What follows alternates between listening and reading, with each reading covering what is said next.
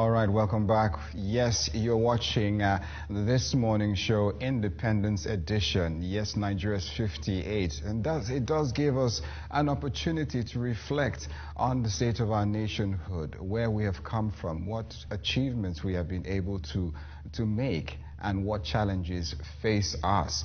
We'll be looking at, the terrain, the democratic terrain, and how we have evolved as a nation.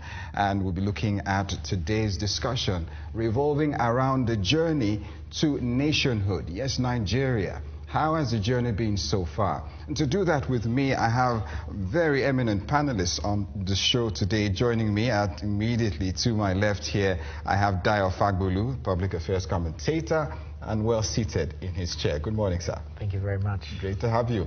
And last but not the least, there we have him in green and white. Yes, and he did tell me that we are celebrating ourselves today. We're celebrating Nigeria, Nigerians. Moses Bamisaiye, legal practitioner, so don't be deceived by his attire. Great to have you join us on the show. Thank you for having me. Fantastic, gentlemen. Today is significant, and it draws some emotions and opportunity for us to do a stock taking. We're looking at Nigeria's nationhood. If you had the opportunity to listen to the president's speech this morning, I don't know what you would make out of it, but I'm sure Nigerians would have been looking for some respite from what the president would say. Do you think that was achieved from his speech? He did talk about so many things, talked about the economy, the security situation, and said, yes, in all of these things we have made progress. Can I start with you? Well, I'll just respond in a few words. Okay. I guess I've run out of things to say. Practically, I'm unimpressed. I have been unimpressed for a while. I think it's just what we're doing now is we're engaging in verbal rhetoric. That's all he can give to us, and I'm just not I'm unimpressed. It doesn't matter what he has to say. That's my position. Moses, do you think that we have missed a lot of opportunities in this journey to nationhood? Do you think that really our journey is riddled with a lot of blunders, or how would you put it? Yeah, if fumbling and wobbling should be given a trophy, I think we deserve more than a medal.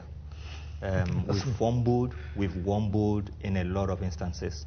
And the pathetic thing about it is that each time we fumble, there is a kind of retrogression that the step in which we need to take will now take us 20 steps instead of taking 2 steps. The moment we fumble, we go back 20 steps again. And it's been more of a marching order, march time, making movement, but motion and no movement, or circle to run around the circle and not making any progression. We squandered a lot of opportunity, honestly speaking. And as a nation, I think we can look back now retrospectively and see those opportunities that we missed, analyze them, why did we, and how can we moving forward avoid such errors and such mistakes that we didn't blunder. No, forget it. Singapore, Malaysia, look at those countries that started, and we were given even much more index of the opportunity to succeed even more than this nation. Look at them and look at us. You will know that we have actually been a prodigal son. I think we need just to come back home and say, Father, Daddy, we have sinned against you and we are not worthy to be called your son. Just because anything you want us to be. Growing up, there's this song I can't really forget. There was so much promise. There was so much, hope and aspirations for Nigeria, because when you heard that song, Nigeria is 25. Yeah. The odds, we did survive, and we keep surviving the odds. Dayo, yes. you want to come in here, because I will not let you be, because now you are restraining yourself. I know before this show you were Look, you see, let me, of course, I have to, there's a need to be cautious when one certainly has these conversations. We must be circumspect. No, I'm totally, like I told you, I'm totally disappointed. My position is very clear. Look, we're miles behind, and it's not because we lack an understanding of how to proceed. At this point in time, we do have an understanding of how to proceed. It's simply these bad choices that we keep making. What's a crisis? A crisis is a situation that would take away whatever gains one has, or will even cause one to be comatose in any form or format. We keep on rolling in a crisis situation consistently. This is Nigeria for you. There's no need for it. The object is to get out of it. I'll give you a good example, and I keep on saying this all the time. You have a president who is not that articulate. I mean, I'm talking about articulate in thought and articulate in speech. You have a vice president who is articulate in thought and in speech. Now, if for any reason the intention is to move the nation forward, why aren't you asking the man that can handle the job to do the job? And for these reasons, my brother, again and again and again, I keep repeating myself. Okay. Let's look at recent reports. I was reading an article and somebody talked about Nigeria, the level of poverty that seemed to have, besieged us at this point in time. Whether a report, whether factual or whether true, we can't really ascertain, because in these climes, statistics are figures are hard to come by, but the situation on ground doesn't give any, respite. Nigeria overtaking India, one of the poorest nations in the world. How do you feel about that? Even at this time when the government says, look, we are making progress in these areas, we are trying to, infrastructurally, according to the president's speech, his government has done a lot in every sphere to be commended. I guess the president's speech is just a matter of rhetorics. Nigerians, we know where the shoe pinches, we know where it hurts. We know certainly it hurts in this nation.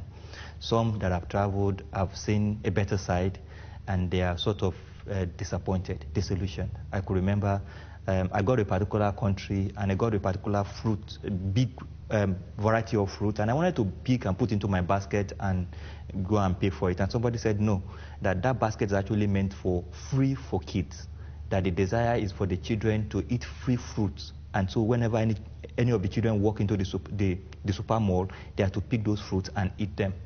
And I asked myself, when will we have the opportunity to replicate this in Nigeria? A nation that allows the women and children to sleep hungry actually has committed sin. And until we get to heaven, we will know that it is not smoking, that not drinking, that is the sin. The sin is actually much more than that. Now, we have a template for failure. So failing should not be a question of why did we. It could just be a question is, how did it come this late?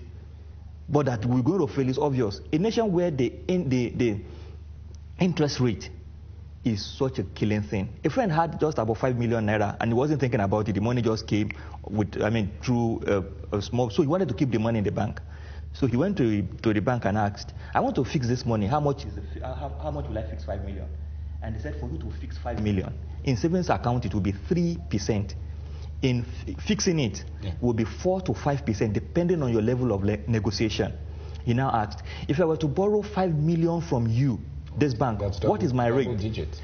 They now said 20-something%. My friend now said, no, don't be carried away. Then there is the legal fee 2%, there is administrative charge 2%. By the time you now add all those together, you are going to 35%.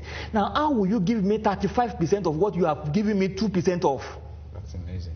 So the interest rate is killing. I mean, the interest rate is, and the reason is not far-fetched. In those days in the 80s, interest rate was so high that people, managing directors, were taking salaries of their staff, putting it in fixed deposit and wait for a month. That was why you have delay in salaries and all the like. And the only way they felt they can curb this thing is just by killing the whole system. And now they've killed it to come at us that nobody is willing to even save any money in this nation again. Because when you fix 5 million at 3% and you come back in 2 years' time, you are 15% down the drain. What that 5 million will do now, 6 million will not do it next year. So what are we talking about? Now, that is one, interest rate. Number two, how about the inflation rate? Number three, how about the exchange rate? These are templates for failure. Let's look at this, going forward now. Today, significantly, interestingly, coincides with Nigeria's 60th anniversary of its first export of crude oil. And we talked about, diversification of the economy, which is key in all of this. How can we talk about the exchange of the naira not being strong. And I did read an article and it says, what does the central bank, what do you want from the central bank? It can't do anything if we do not produce, if we not produce to export, then what are we talking about exchange rates for? How do we get ourselves out of this quagmire, and dependence, on oil? I've said this several times, and I'll just repeat it again. We have so many managers, but they have nothing to manage. I've said it that we all need to go back to the basics, and I'll try and explain that the best way I can. In every major economy where things have improved, you require a combination of what you call the tacit and the explicit forms of knowledge. It's a study. It's very clear. Professor Nonaka from Japan has studied these things extensively. You need something called a creative spiral, which is single, double, triple loop learning. That means that you will question yourself repeatedly, you will reflect, and you will reflex on processes. You will reflect and you will reflex. That means you will look outwards, you will consider, and you will look inwards again and consider. There are processes for developing knowledge and creating systems that work. Every single one of these processes we have discarded in Nigeria. The man that works is the man we are supposed to hold on a pedestal. The man that makes things, that produces things. No. It's the people that produce theory alone that we're excited about. And it is proven that this doesn't work. You need a combination of the man that works, practical work, tacit knowledge, and the man that has studied extensively to come together to create new knowledge. Until we do that, and that's why you see, I said it before we got in here, Ajakuta will fail, Owo will fail. All these industries keep failing because the knowledge we have is knowledge for now. We have not grown our knowledge systems to a point where we can keep evolving and developing. So we're only ready for the now. All right. I'm told that we have about 4 minutes for this discussion to conclude, which is really not enough for us to do justice to what we have at hand. But let me go to Dayo. Dayo, look, sorry, Moses. Yeah. Moses, in a nutshell right now, you're standing and staring the nation in front of you. Nigerians are watching you. What do you think we should do at this point in time? What do you think is the way forward? Because when you talk about issues, we talk about government. We are government. We should hold ourselves culpable for what we get. It is a harsh saying, but that saying that you deserve the leaders you get also comes to play out in this situation. I think what we need to do is just do a little bit of injection, looking at what we've gone through, our errors and our mistakes, learn from them and avoid repeating them. Doing the same thing over and over again and expecting a different result is a sign of insanity. I want to say there is a need for us to rejoice. I'm happy we are 58, and I think by the grace of God we will go more than that. We should not be disenchanted. We should not go into a state of sadness and saying there is nothing to rejoice about. I think we can learn from our mistakes and move forward from that. Ajaokuta, Alaja Steel Complex must work. Abuja must produce something, or else that place should be shut down. It is too cosmetic for Abuja to live the kind of life it's living. Expensive. Quota system should collapse. There is something like quota system. We should let round peg be put in round holes, square pegs in square holes. Nothing like quota system. It's no longer relevant again. Let's drive the nation with merit. Yes, let there be systems, structures, and let them work. Let there be people obeying the law. And we see what the president once said, that they said his Baba go slow, and that the people that run fast, that where did they go to? It's not about that. I think it's about people. What did the people demand, expect, and look forward in getting is just good governance. Right. And I think they've not asked for too much. They've not asked for too much, says Moses Bamisaiye. But I'll allow Dayo to take this home. Honestly, I agree with him. Everything he said is what I'm thinking about. We're on the same page. Right. The bottom line really is, like I said, you learn more from failure than from success. 70% of our endeavors in life generally are failures, either critical or partial failures. The bottom line is, we've made mistakes. Where do we go from here? Are we going to fix them, or are we going to continue as we have? That's the bottom line. really. All right, there you have it from my guests. We can't afford to play the ostrich now, considering the challenges and the mistakes we've made in the past. We must confront them, and we must be sincere. We must be determined to do so, and it takes all hands being on deck. You and I have a role to play. And for now, that's what we can take on this segment of our Independence edition of the morning show. We will be right back. Do not go away.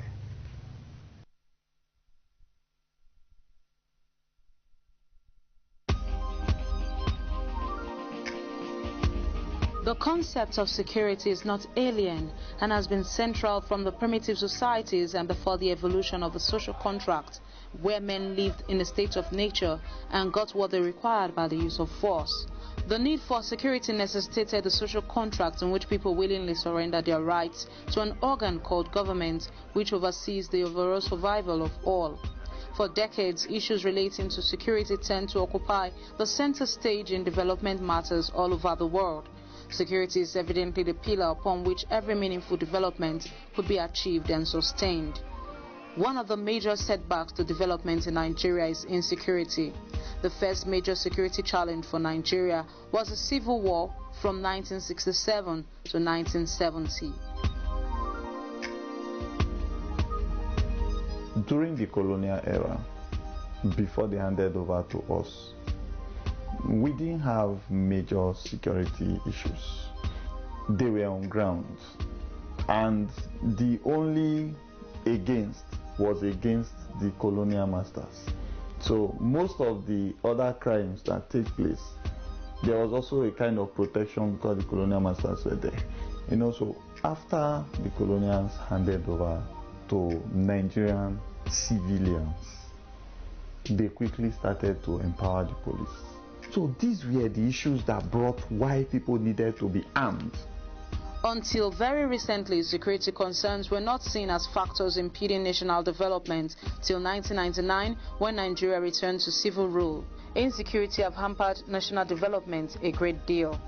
When politics came, politics the African way was a very, very bad start for us. Because in the political line in Nigeria, people need gangs.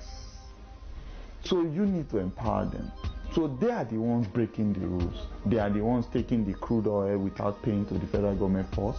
They are the ones into crime of 419 fraudsterism. They are the ones doing all those kind of washing of fake currency. They are the ones carrying the drugs. And they are the firepower, the henchmen of the people in power.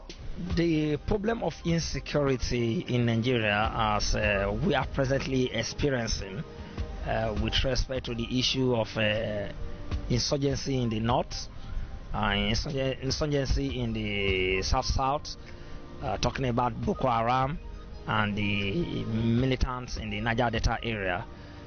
It's as a result of a failure of our leaders to address issue of unemployment, which issue of poverty, issue of basic infrastructure for average Nigerians. There is a saying that says that goes that an idle mind is the devil's workshop. Our leaders have not been able to provide the basic needs of Nigerian citizens. Available data on the level and dimensions of insecurity in Nigeria reveals increase over time, which constitutes serious threat to lives and property, hinders business activities, and discourages local and foreign investors, all of which stifles and retards Nigeria's socio-economic development. You agree with me that myself personally, I'm physically, mentally, and spiritually rejuvenated to face these criminals that are bent on disturbing the peace of this country.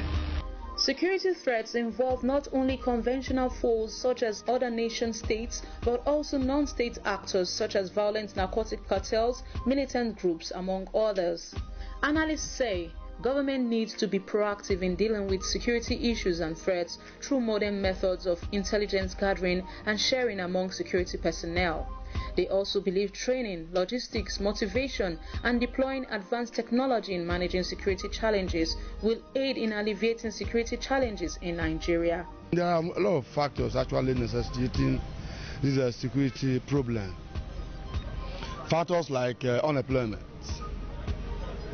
is one thing that is actually necessitating this problem of security in our country. If, for instance, our youth are provided for, if, for instance, our